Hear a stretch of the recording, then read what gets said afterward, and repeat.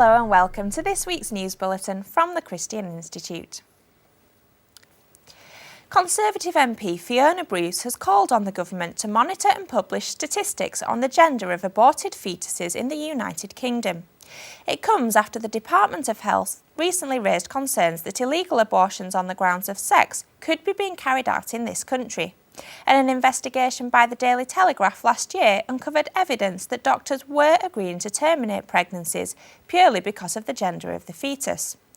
Fiona Bruce said that if the government is to condemn the gender abortion practices of China and India, they must keep watch on what's taking place in the UK.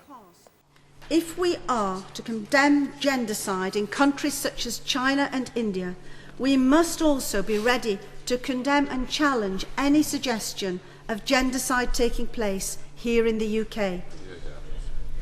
Here in the United Kingdom, a country which prides itself on striving for gender equality and on tackling discrimination in all its forms, any indication of this most fundamental form of gender discrimination and violence against women must surely be investigated further.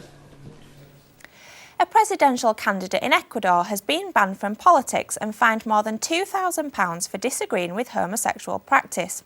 Nelson Zavala, who is a preacher, said that homosexual behaviour is immoral when on his campaign trail in February.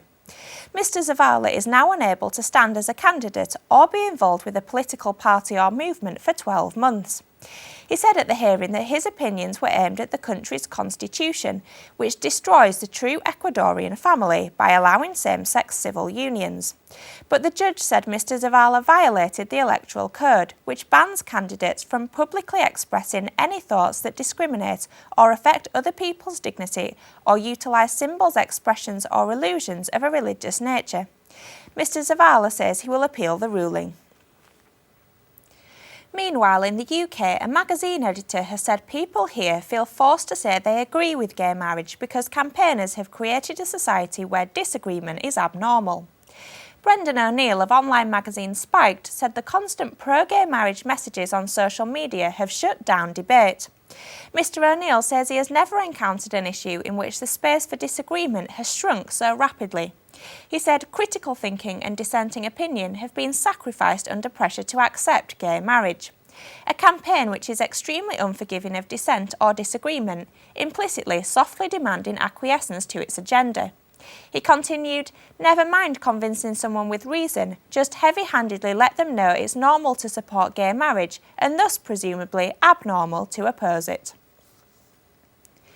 There's been a massive rise in the number of cases of euthanasia in Belgium since the practice was legalised there in 2002.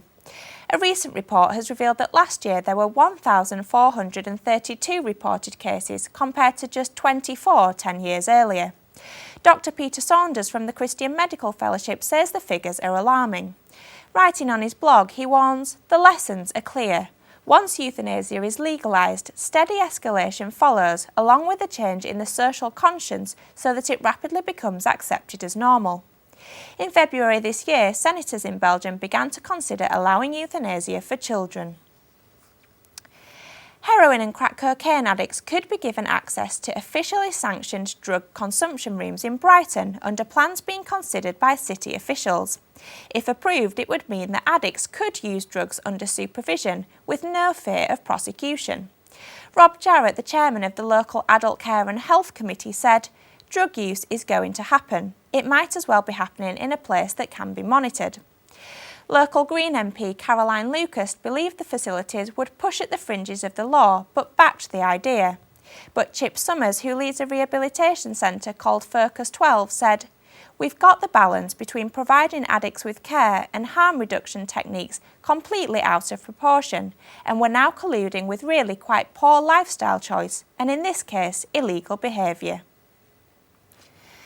And finally, a collection of hymns believed to be the first book printed in the US is to go under the hammer at Sothebys in November. Only 11 copies survive of the Bay Psalm book printed in 1640, and it's thought it could sell for around £19 million.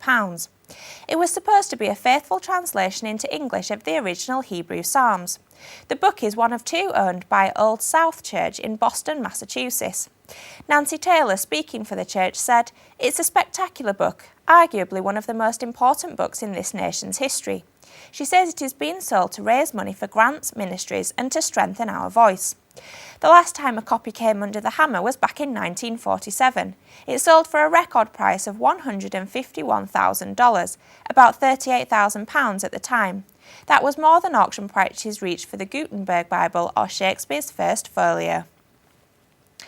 Well, that's all for this week. For more information and regular updates on all of our stories, plus much more, visit our website at christian.org.uk. Until next time, goodbye.